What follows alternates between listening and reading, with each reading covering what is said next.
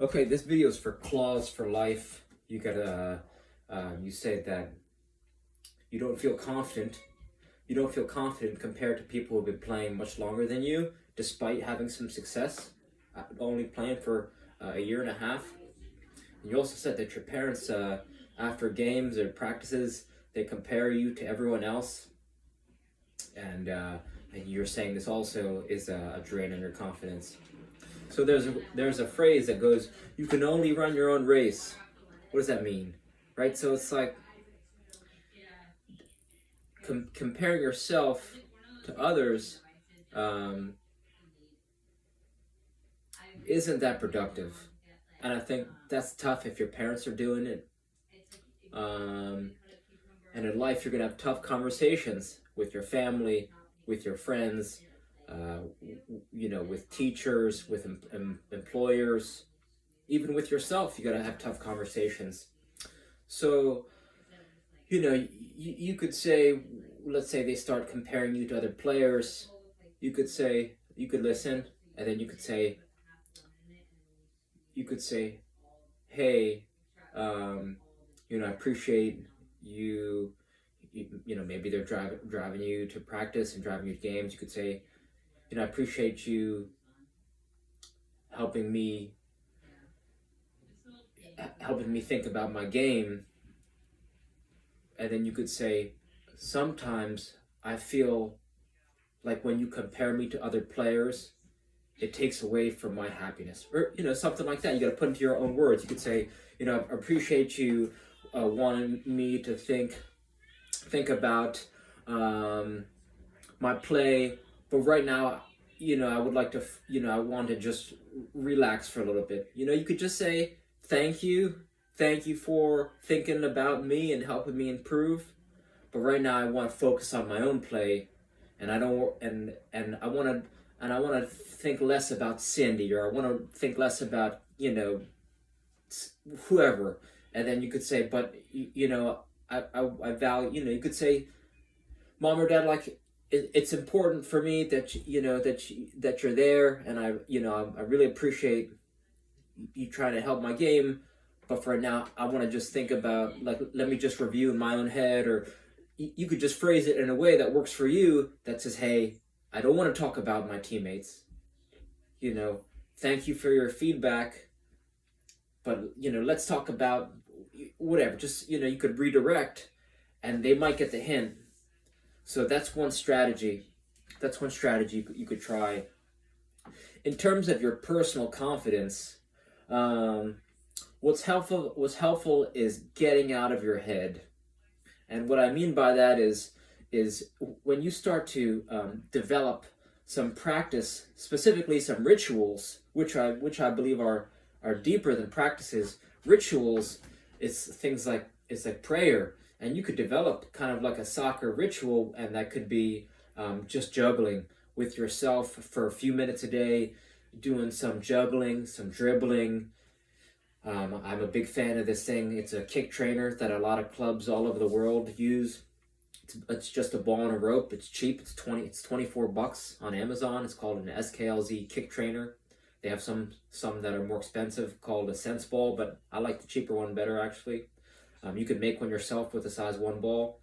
So what you could start to do is you spend a few minutes juggling, and a few minutes dribbling, and a few minutes using your kick trainer or a rebounder, juggling the ball against the wall.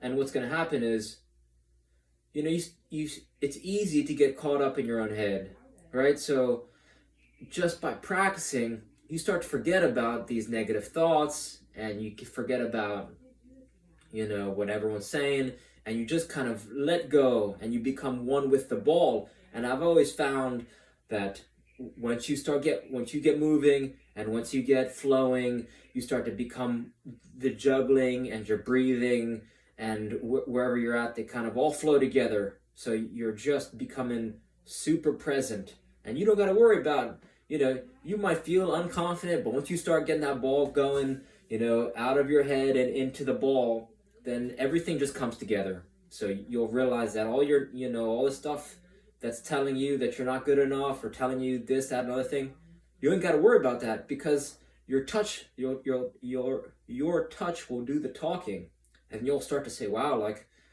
I really enjoy this. So you got to make it a joyful practice, and you got to make it so what's deeper than confidence is awareness, right? So as awareness increases, confidence, I believe, actually decreases.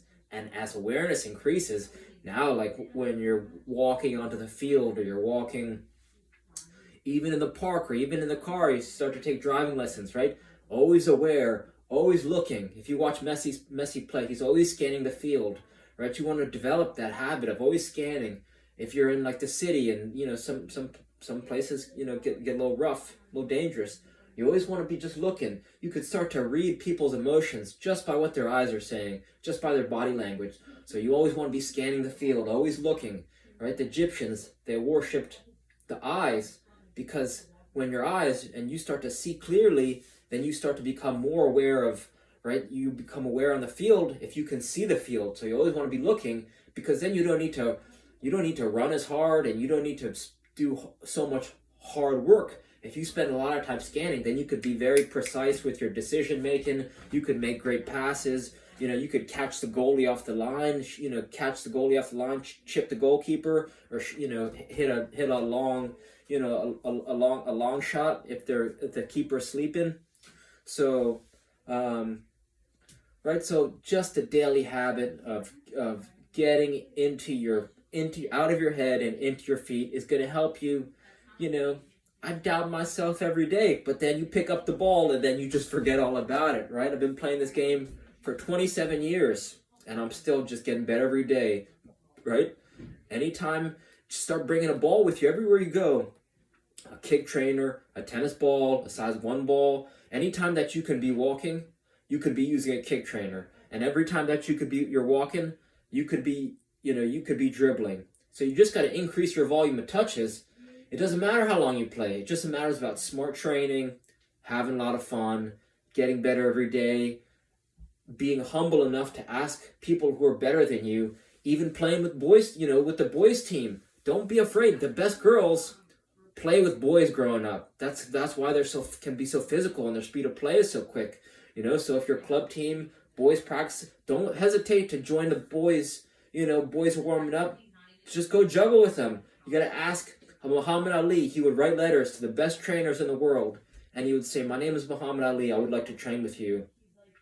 Can I would like to meet with you because I want to be the best in the world." And I'm not saying you want to be the best in the world, but I'm saying the mentality. Not only did Muhammad Ali, he dedicated himself to smart training, but he was always looking to get better. So you have to have a humble attitude. You got to be brave. You got to be bold enough to even be turned down by people who might not respond positively. But if you're genuine in your requests, right, the best soccer players will always help someone grow and looking to get better. The second thing I'll say is that not all the best jugglers are the best players, but all the best players are the best jugglers. So whenever you're feeling doubtful of yourself, or whenever you're feeling questioning yourself, you could always be juggling, right? Even if you don't start, think about a soccer game. Call it half, 40, 45 minutes, depending on your age level. You could be getting hundreds and hundreds of touches. Think about, you could get 60 touches in a minute, give or take, right? In 45 minutes, right? In 40 minutes, 60 touches a minute. That's maybe 2,000, maybe close to 2,500 touches, right? So, you got to take every opportunity to just be getting a little bit better every day, build the habit, few minutes a day. Once you build the habit, you can increase the volume and intensity. So those are some strategies that you might want to try out. And reach out with any more questions. If none of those help, then I got some more strategies for you.